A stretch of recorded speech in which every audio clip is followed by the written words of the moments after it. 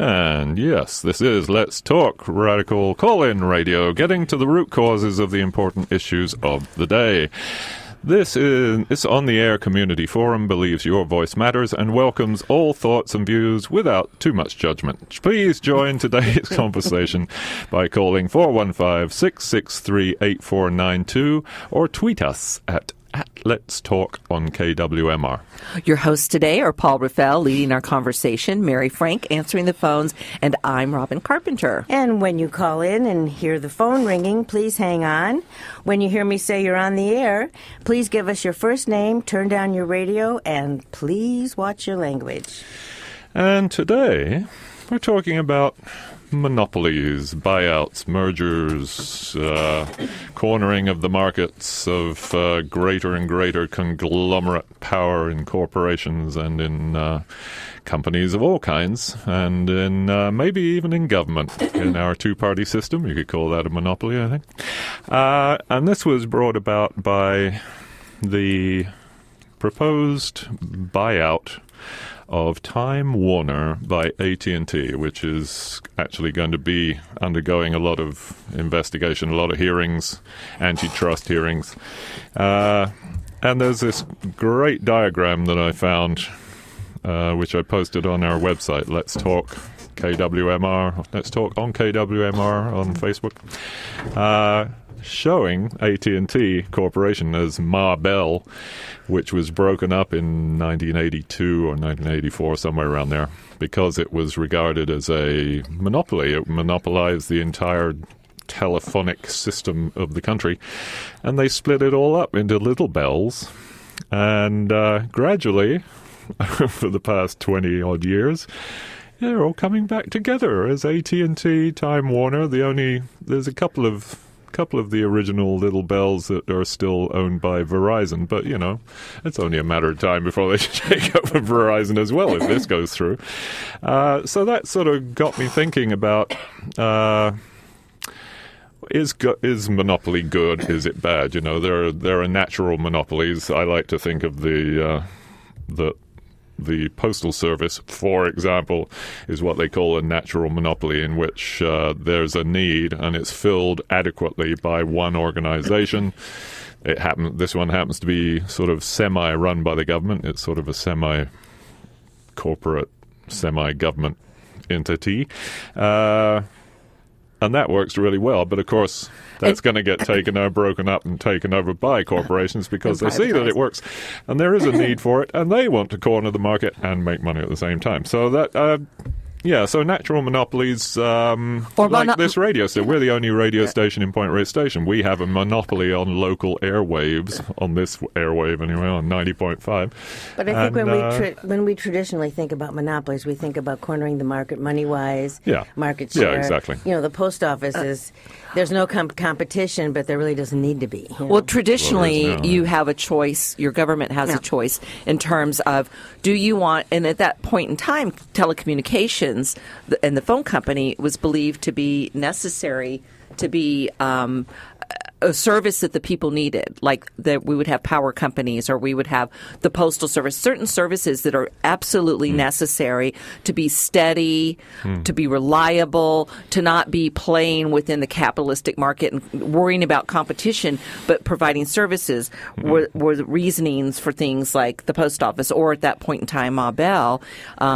So, you know, but in a capitalistic system, monopolies are a naturally occurring event because as a business, especially an entrepreneur comes along and has an idea and invests more and more in their business, and they can grow into being a monopoly. Yeah, and as the landscape changes, for example, right now, media companies are becoming telecommunication companies.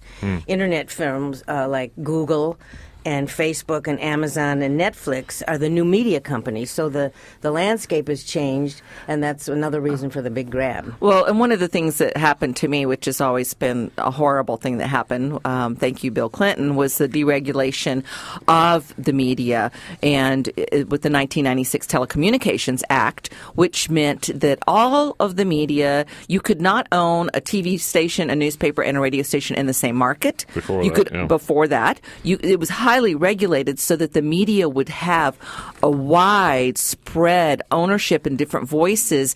And by deregulating the media, where now most media is owned by 3 entities. So, and when in 1996, the media in America was owned by something like 1,800 different owners, and now it's 3 or 4. Right. And that meant that local radio had, that you had a voice for the people and lots of different opinions, and that diversity. And so with all the deregulation that went on, it really did help create, especially in telecommunications and media, monopolies. And this AT&T Time Warner thing is just a natural outcome as we've gone down this path of deregulation. And of course, the infrastructure, as in the telephone service and the power cable, the grid, that's all run by 1 or 2 companies. Yeah. But that's the necessary infrastructure. You don't want to have separate infrastructures for every company that's going to be doing. So there are certain cases in which one entity controlling a vital part of our economy is a good thing. It works. Can be. It can be. We're talking about communications as well. Comcast. Oh, man. Comcast has been the subject of quite a few lawsuits. Everywhere they go, they want to dominate. In fact, they want to just take over, monopolize, in fact, the local broadcast. Everything's NBC and Comcast and Xfinity. They want to take over all the cable in your town, and they've done that in several places. And now Google comes along with this Google Fiber thing, which will give faster access to the internet. And then actually in Nashville, Comcast is suing the city because they're going to allow this faster internet, because that would be a damaging thing for Comcast, which throttles down the speed of your internet connection depending on how much you pay. So one of the things that, for me, that I've watched over time, and having started in the radio business in the 70s and watching what changed, and we had to do Federal Trade Commission reports. So if you aren't aware, the Federal Trade Commission is an independent agency of the government, and it was established in 1914 by the Federal Trade Commission Act. And their mission is to promote consumer protection and eliminate and prevent anti-competitive business practices such as coercive monopoly. And this was one of Woodrow Wilson's major acts against trust. And so trust and trust busting were real big political concerns during that progressive era. And one of the things that I've seen is there seems to have been a weakening in the FTC, and and there have been groups that over the past 15 to 20 years that have tried to weaken the power of the FTC to try to stop antitrust companies coming together and colluding for price fixing and making okay, we're the 3 companies that provide this. If we all agree to raise the price, those kinds of things. Those are theoretically illegal if the Federal Trade Commission has teeth and goes after those kinds of things. And yet airlines all agree to charge for baggage. Oh, what a coincidence. Oh, wow, really? Oil companies. Well, of course, there's a great thing. That was a great example of a breaking up of a monopoly with Standard Oil back in the whenever it was 20s that's or 30s. right. And they broke them up into what are now Exxon Mobil, Chevron, whatever the other major ones are, because they were fixing prices. They were threatening to withhold fuel from towns that wouldn't let them put refineries in, all that kind of stuff. And finally, that was enough. Back, I think it was during Teddy Roosevelt's time, that they broke up Rockefeller's company. That was wow. And the impact on the consumer is unbelievable. It isn't just the pricing, although that is huge because they can get together and decide whatever they want to do price-wise. But also, although that is illegal, they're not supposed to. Yeah, but they do it. But they're doing it. Look at look at the even gas stations when they combine, they decide on the prices. But the variety, you lose a variety of products offered often, and that has a huge impact. Service usually goes down. I mean, I'm trying to think of one merger or acquisition where we benefited, and also the quality. The quality usually goes down because they're cutting corners to answer to their board of directors, etc. And the shareholder. Yeah. And that's very often the case with small companies that get bigger and bigger and bigger and bigger and bigger, and they want to grow because that's what, capitalism is all about. We must get bigger until we can't get any bigger. And the quality of the food or the product provided often suffers. It's like when a great local restaurant decides to open three more restaurants, and suddenly everything goes bad. And also that's a local thing that happened recently. Where is that? Cowgirl Creamery got bought out by a $3.3 billion company in Switzerland that also took over Redwood Hill Creamery. And, Safeway just bought Andronico's. Now, I will say, Really? Safeway bought Andronico's. In terms of Cowgirl Creamery and Red Hill, both of those were the owners sought out a buyer because they didn't have a succession plan, and so they were looking for a company that would keep in their agreement that would be local control. So they didn't come in and buy them out. They were sought out by Red Hill and Cowgirl. And it actually sounds like Emmy, this company in Switzerland, is actually working really well for Redwood anyway. Which has been... Because they believe in keeping, because in particular that company believes in having local appellation for the cheeses and the milks, and they want to keep it. They don't want to merge it all. They just want, but they are a great, huge umbrella and Sue over that. Is still in charge of the local. But company. Still, you are owned, and we've seen where venture capitalists with other people, like Bill Nyman, where his investors turned on him and wanted to lower the standards for Nyman and change the way they treated the animals, and Bill's like, no, that you can't. So Nyman Ranch bought by Purdue. And look what happened in the banking industry. 96% of the entire derivative market, around $33 trillion, is run by J.P. Morgan Chase, Bank of America, Citibank, Goldman Sachs, and that little tiny bit is everybody else. All the usual suspects. Yeah, and I think, one of the huge impacts in both food, health insurance, hospital mergers, big pharma, this has had a terrible negative effect for the consumer because they pay more for less. They get a lower quality product. Has either of you ever seen it work to the benefit of the consumer? Monopolies can be good because they're necessary to ensure a consistent delivery of a product or a service that, as Paul was saying, it has a high upfront cost, like wiring America for internet. For the national grid. The national grid. Like in the UK, the national grid is actually a government thing. So like with electric and water utilities. Okay, but that kind of thing. But I don't typically think that your acquisition comes in there.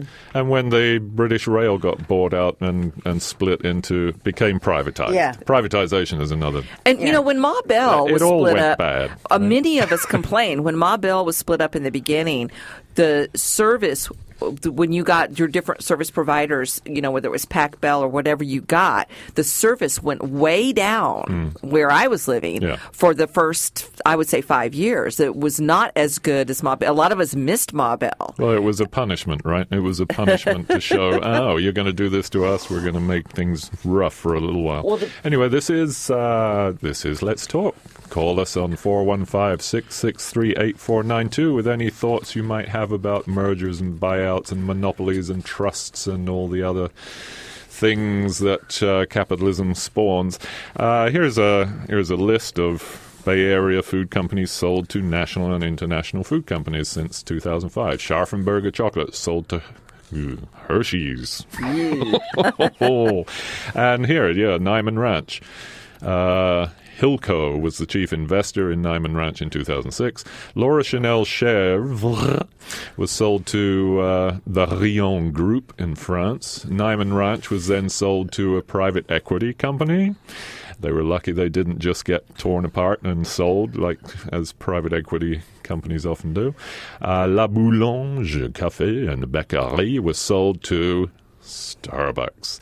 Earthbound Farm was sold to White Wave Foods. Annie's Homegrown, local company, sold to General Mills.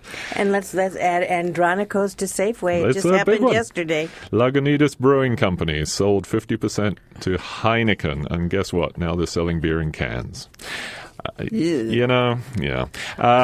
And Nyman Ranch and Natural Food Holdings are sold to Purdue, which also owns, by the way, Petaluma Chicken, Rosie's Chicken, Draper Valley Farms, and Coleman Natural. And just to clarify for folks who don't know, Bill Nyman left the company when the investors lowered the standards and were not doing the kinds of things that were Bill Nyman's dream and his standards. So he has BN Ranch now, his own company with his high level of standards. So he went off and he's his, and well, he's, so here's he's the in thing. charge So of it. I don't buy Nyman Ranch food, meat anymore. Yeah, but you will buy BN Ranch. I'll buy BN Ranch for sure. Yeah. And I don't, unless if there's an alternative to Lagunitas now, I'm not buying Lagunitas IPA. I'd rather have Racer 5, which is the local, Healdsburg company that's still a small company and just serving this area. And I mean, that's one of the things. Why is that so wrong? Is that,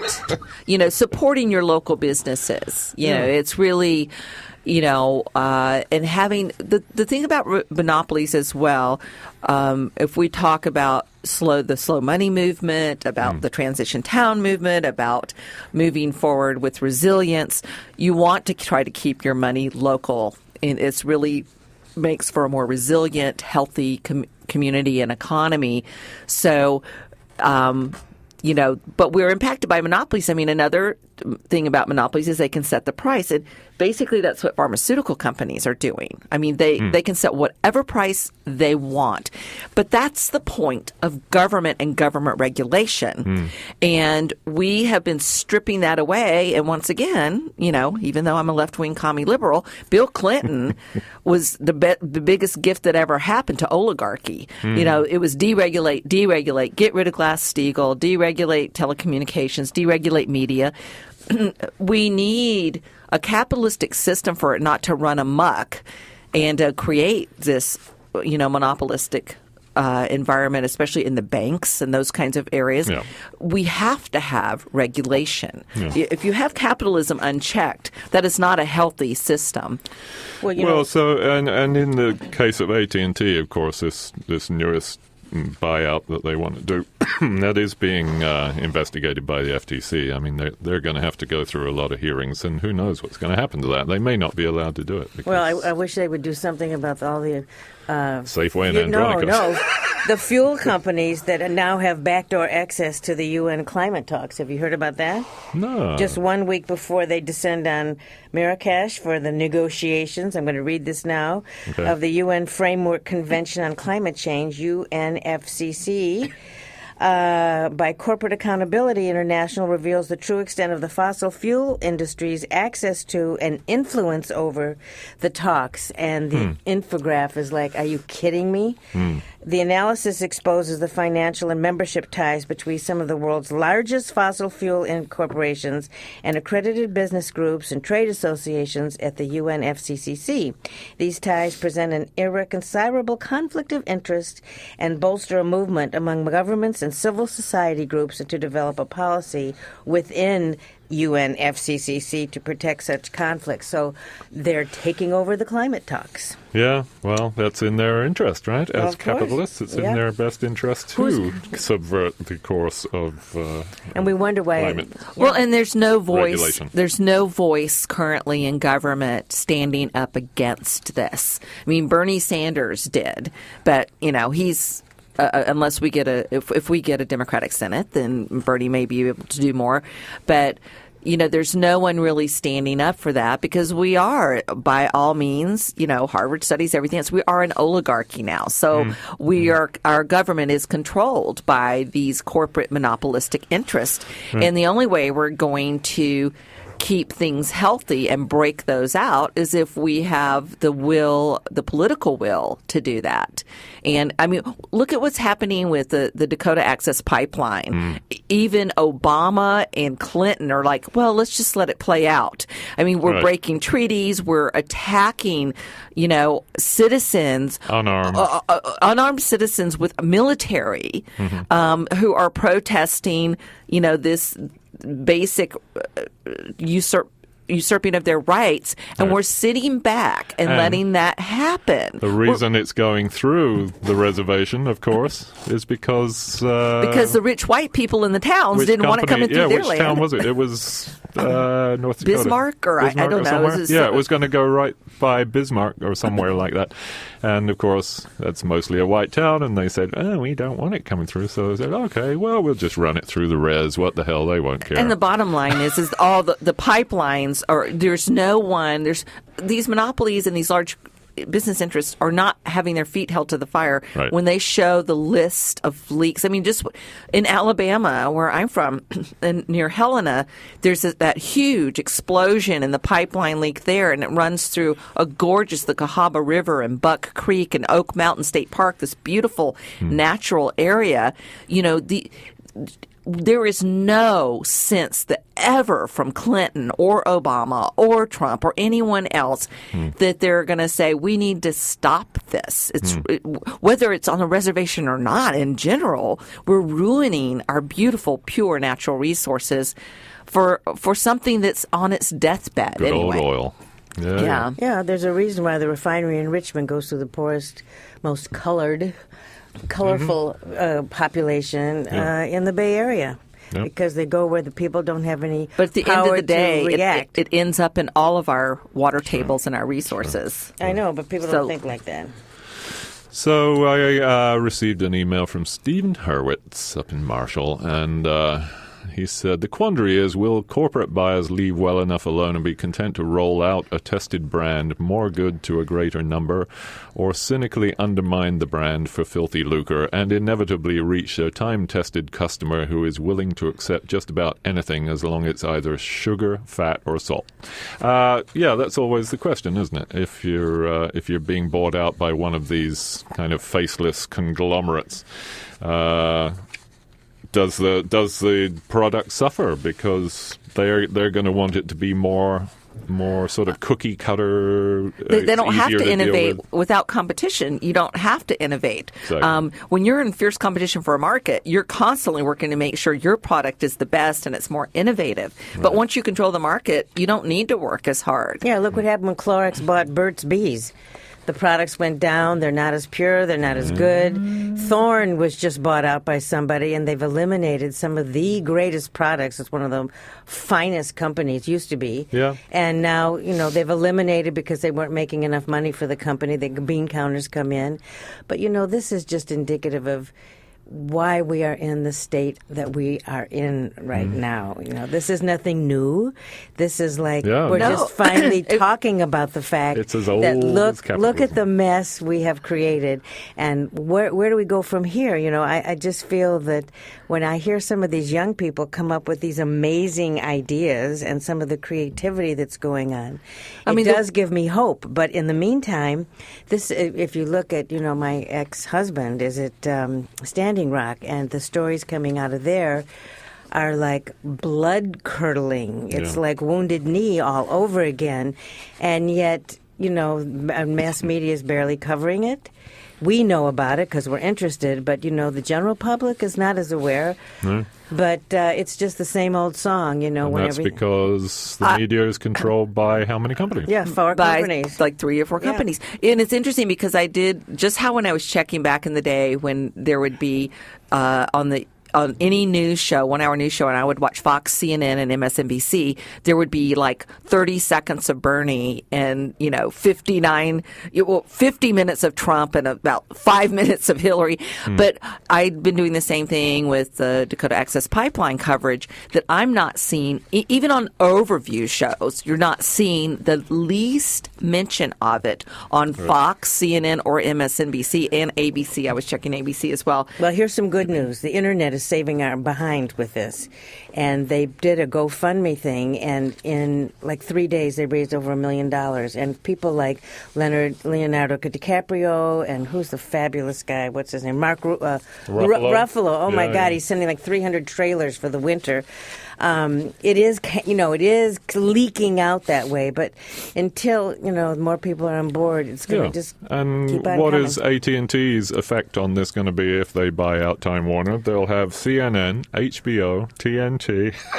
Well, and they've already got DirecTV. The bottom line is, satellite company. They're going to come after internet. They're going to come after our ability to spread news ourselves, because that's the one thing they have not been able. They've tried, but listen. Listeners, give us a call at 415-663-8492, and let's hear your thoughts on acquisitions and mergers. One great thing about AT&T, though, is that they have never wanted to put cable up through Marshall, which is kind of a blessing, because now we have this fabulous local company that supplies Wi-Fi to the whole east shore of Tomales Bay, and it's owned by a guy from Muir Beach who did the Muir Beach system, and it's all locally run, locally paid, locally done. We're not using anything that AT&T doesn't want to put in. They just say, I don't know, there's not enough people there. We're not going to put a booster in so that you can actually get cable in Marshall, which is a great blessing, actually. Food sources. Here's a wonderful thing. 10 corporations own most of the, let's call it mainstream food, shall we? Not kind of local organic. Kraft, Coca-Cola, Pepsi-Cola, General Mills, which of course, and these guys are all getting into the so-called organic market and changing the organic standards, of course, along the way. Kellogg's, Mars, Unilever, Johnson & Johnson, Procter & Gamble, Nestle. Did I say Kraft already? Yeah. Nestle, which is buying into the organic food industry in a pretty big way. And, of course, they're the ones who are refusing to stop taking water out of California in a drought, bottling it in BPA bottles and sending it elsewhere. I remember years ago thinking, why at Halloween, why are there only Mars, M&Ms, why are there only those candies? Gee, I don't know. And then I kind of figured it out as I got a little bit older and started figuring it out. But anyway, this is KWMR, Community Radio for West Marin, 90.5 Point Reyes Station, 89.9 in Bolinas, 92.3 in the San Romano Valley, and streaming live on kwmr.org. And you're listening to Let's Talk Radio with co-host Paul Raffel, Robin Carpenter, and I'm Mary Frank. Please share your views by calling 415-663-8492 or tweet us on Let's Talk on KWMR. Actually, the tweet box is running out of juice, so make it snappy if you're going to. So hurry up if you're going to tweet.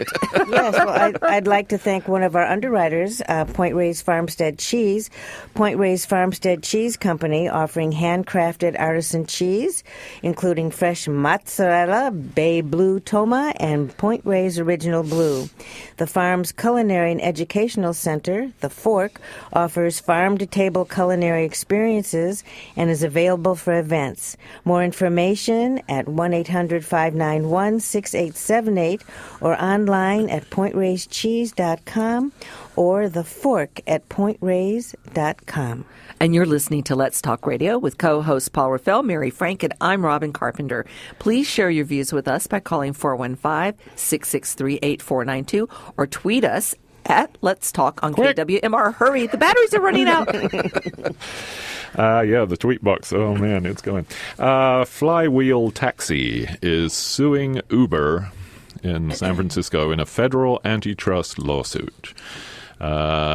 in federal court yesterday, actually, alleging that the ride booking company is seeking to gain monopoly power by forcing a race to the bottom through predatory pricing tactics. So that's, a lot of people who are of free market capitalists who are all for Airbnb and Uber and monopolies like will sort themselves out through market pressure. Not necessarily. I mean, if they get powerful enough, they just either buy up all the little companies or they just drive them out of business. And do we want prices. a capitalistic system run amok with no regulation where it's survival of the fittest? Do we really want to live like that? Do we really want to have that be how we are? And I don't think so. And it's interesting when we were talking earlier about, this has been happening for many, many years because in the late 1800s, it was the railroads. The railroad magnates controlled all the major means of transportation of goods and people across the country.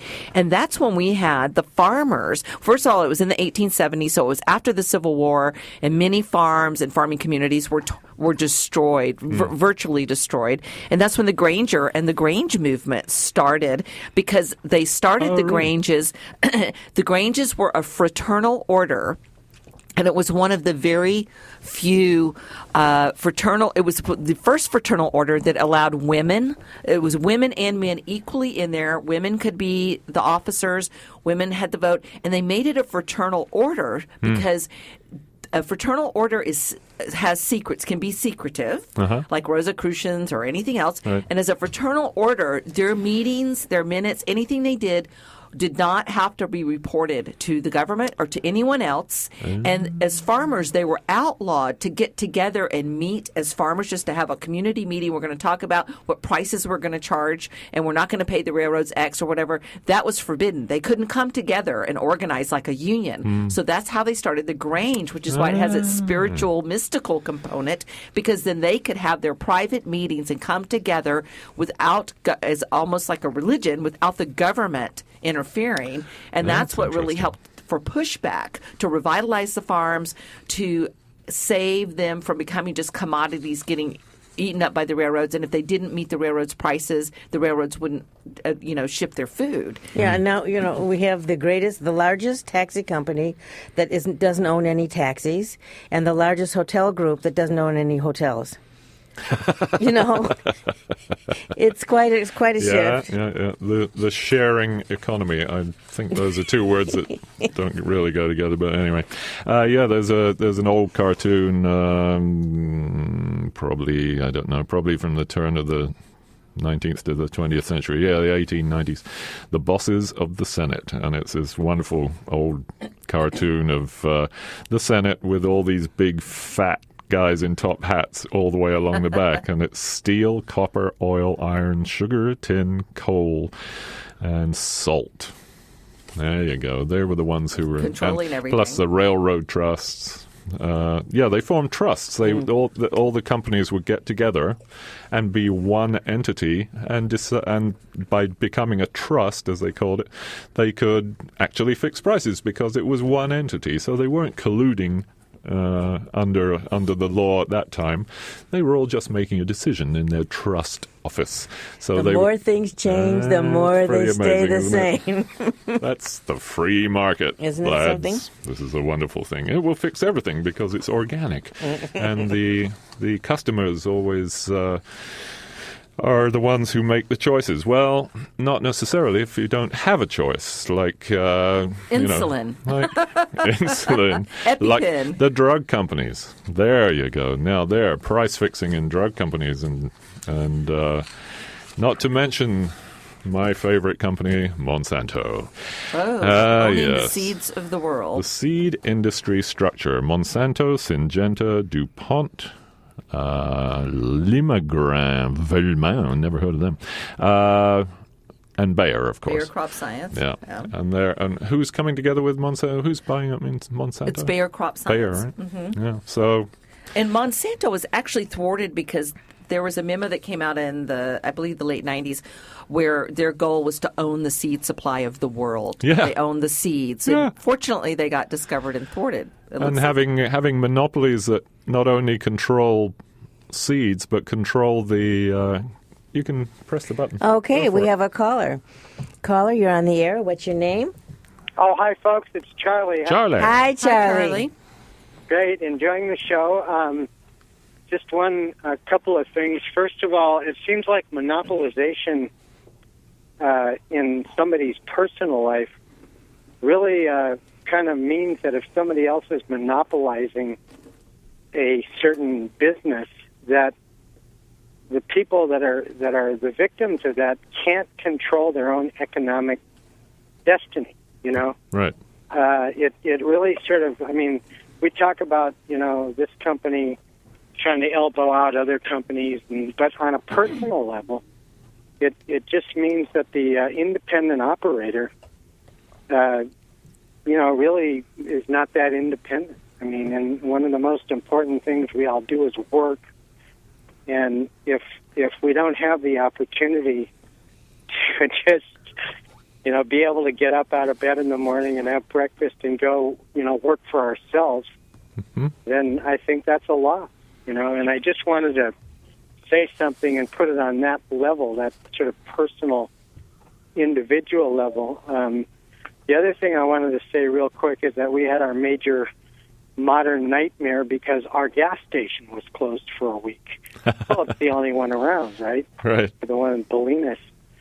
And a fellow who used to run a gas station and a mechanic and shop told me how outraged he was that when the statutes came down and challenged all the people that own gas stations, because there used to be tons of them around here, that the bureaucracy made it almost prohibitive for somebody to do what was necessary to keep their gas station going.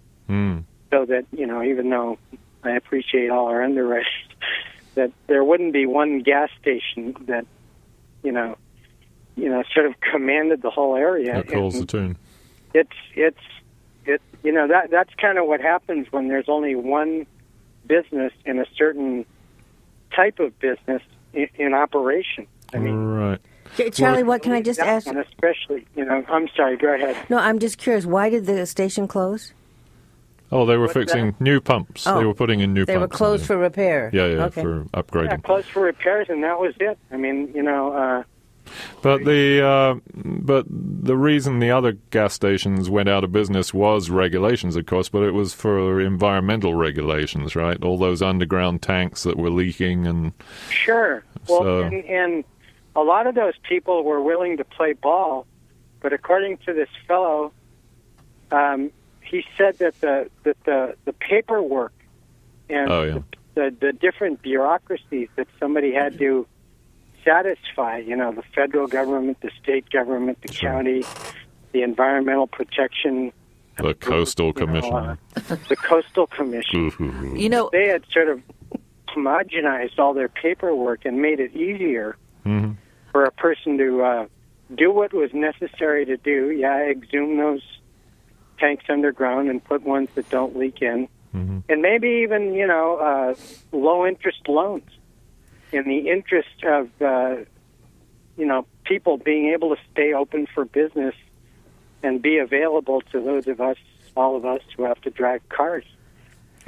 Right. Anyway. And Charlie, that level of diversity. Engage the idea that when you only have one of something, especially gas, I mean, it's really kind of dangerous. It's better to have more than one of something, I mean, it's just like Mother Nature. Diversity gives resilience. They mean it this way, to have a monopoly on something like that. Right, right. So, thank you, Charlie. Yeah, thank you so much. And it's also, to Charlie's point, too, diversity gives you resilience. But also when you live in rural areas like we do, when you don't have enough business to support, we're smaller.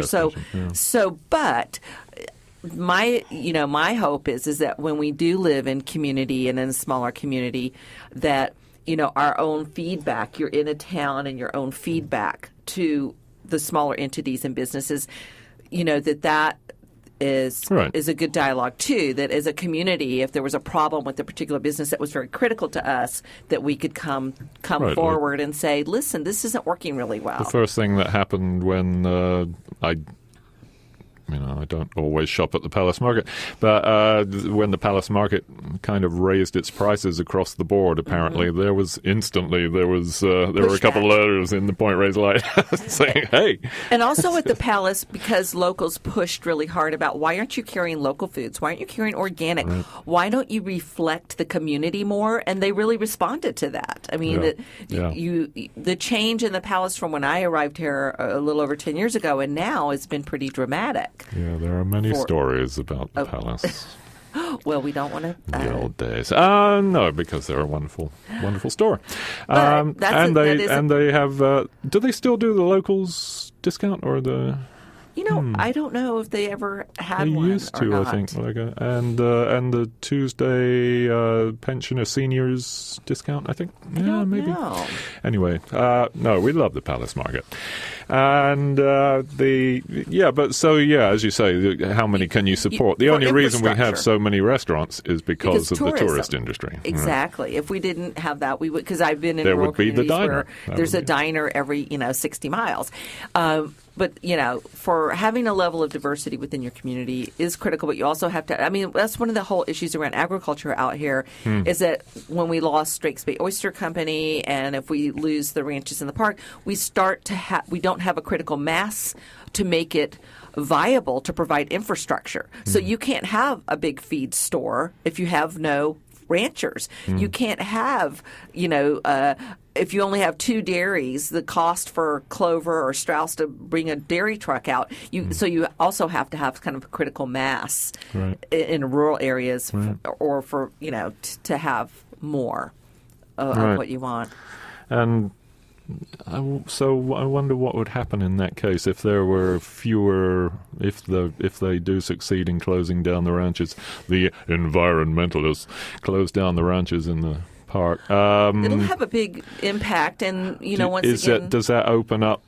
Would it open up the local dairies to being bought out by bigger dairies? Maybe? Those dairies will close, so there'll be a shortage of milk, but it'll be replaced by dairies in Sonoma or Humboldt and further up. It just means we as a region lose our local supply in that way. And then the companies like mostly Clover and Strauss, because 80% of the dairies in our county are organic, and in the park, I think all of them are. So it would take away that organic supply, but it means the parks could spray all the glyphosate they want now. But they do already. So yes, call us, won't you? This is Let's Talk, and I'm Paul Raphael. I'm joined here by Mary Frank and Robin Carpenter on KWMR in Point Reyes Station. Give us a call, won't you? 415-663-8492 or 8317. You can try tweeting, but I think we're offline now. The tweet box has finally died.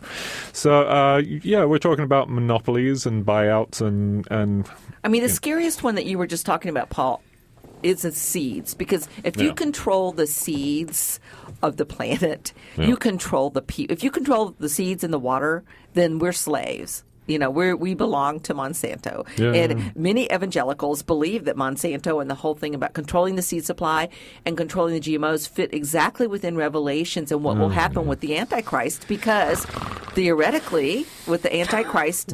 No, but listen, it's interesting. Yeah. You have to take the mark of the beast in order to eat or to have water. And it's very prescient in some ways that that's what's happening. The big companies know if we control the food and the water, we control the people. Yeah, who said that? Wasn't it? I think Kissinger? I think everybody would say that, but I'm sure many people have said that. But, if we don't have... I don't know. Somebody like that. We have to have food, water, and air. And those are the 3 commodities that are being the most assaulted, frankly, by this corporate oligarchy. Yeah, everyone wants it. Why shouldn't they pay? Exactly. That's Nestle's point of view. Yeah, we're going to take your water and make you pay for it. Even lawsuits over people trying to have their own rain barrels, that people have been sued. Or their own gardens in their front yard. But being sued about you can't keep a rain barrel and Where water your own garden. That's happened across the country, trying to stop people, because then you're taking away from the groundwater supply. And people have been sued for having turning their lawns into gardens. Yeah. I mean, that's part of the whole food sovereignty movement, is that we have the sovereign right to grow food and to capture water. And this country. No, but here's I'm going to be the cheerleader here. I think it's great that this is all coming out. I know I've said this in other shows before, mostly about the election, but it's spilling into all of these other areas because it's been simmering there forever, right? Or for a very, very, very long time. And so this is all coming out now, and this is how things change. People have to be conscious of them, they have to be upset about them, and they have to gather.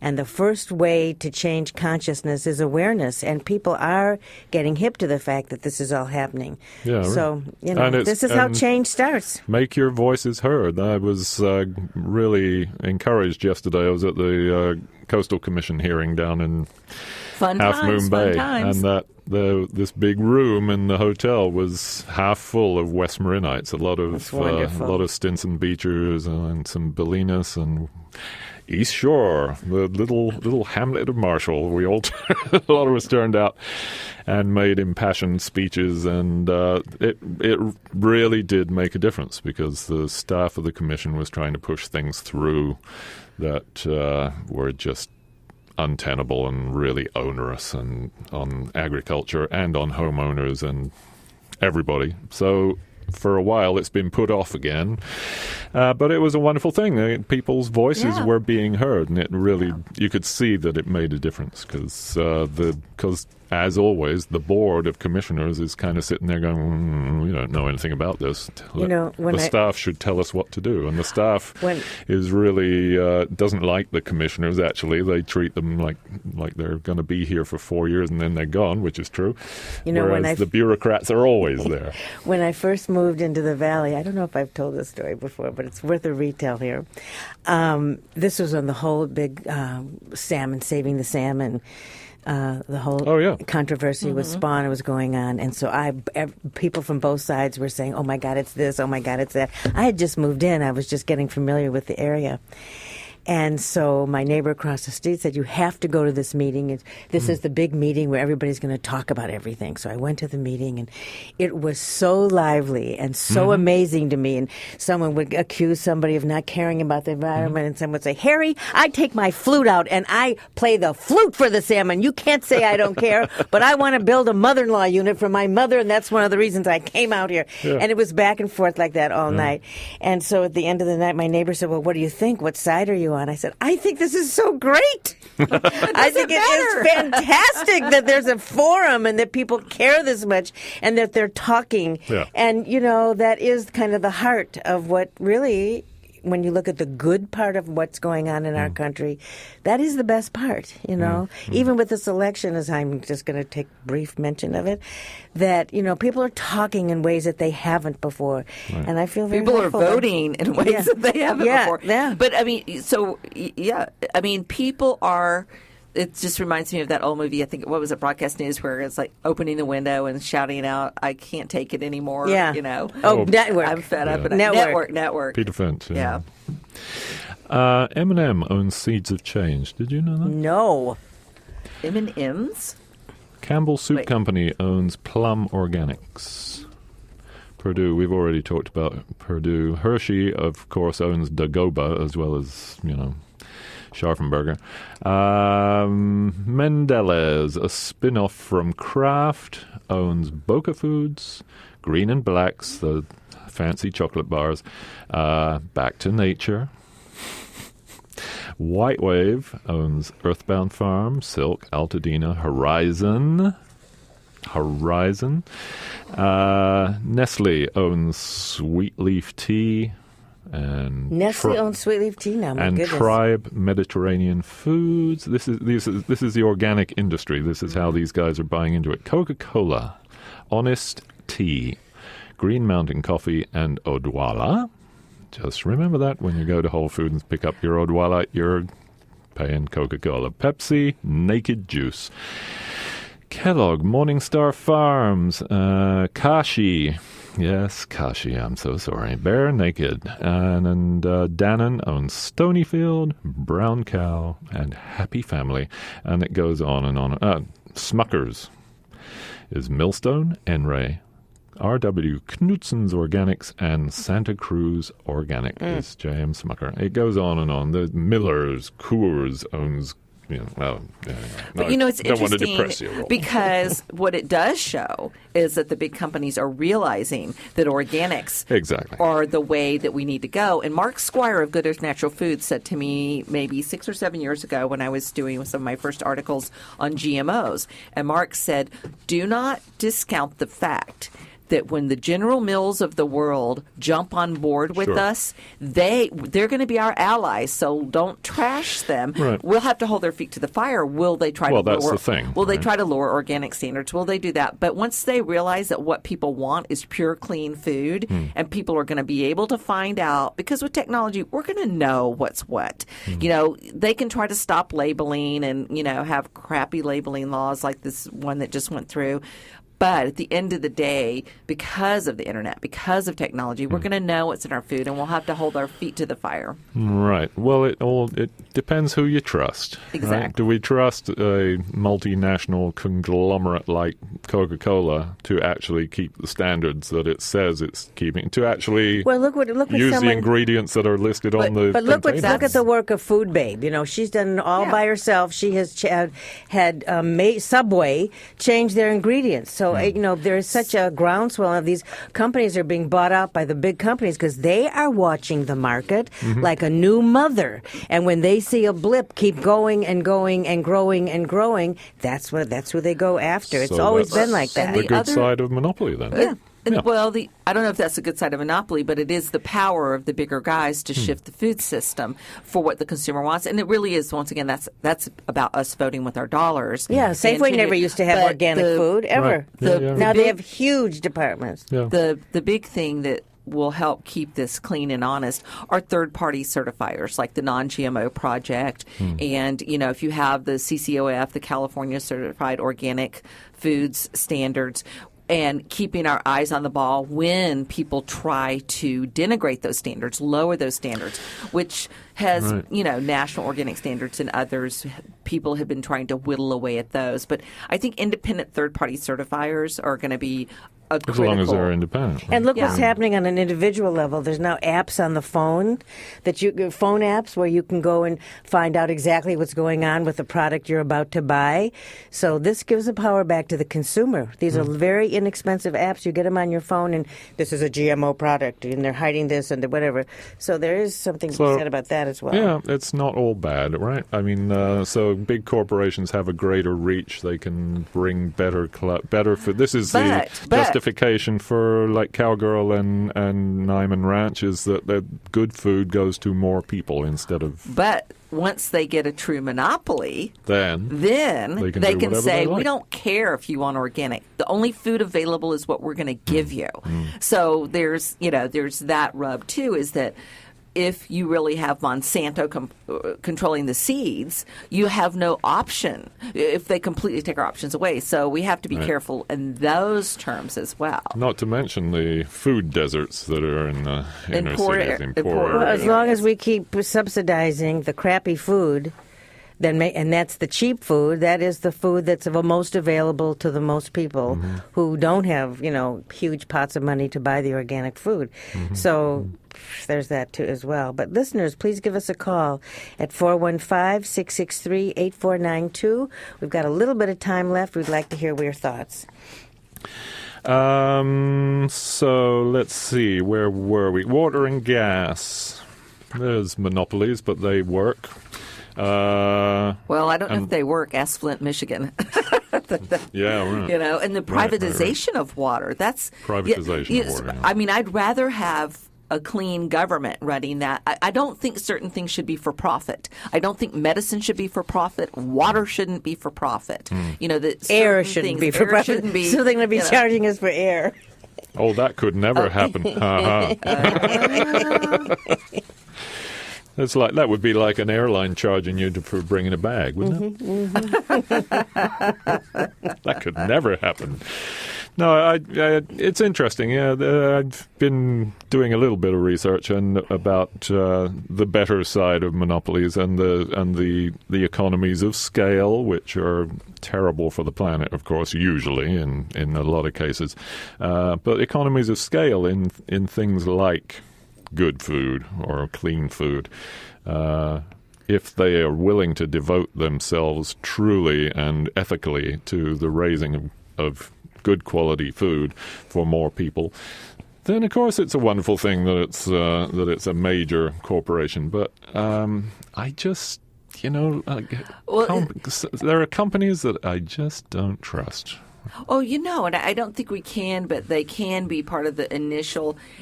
As long as there's enough competition to where we have something alternative to buy, because we started to get alternatives like Kashi and other things like that. We were like, we're not buying Cheerios. We're not buying Fruit Loops. We're not going to buy that anymore.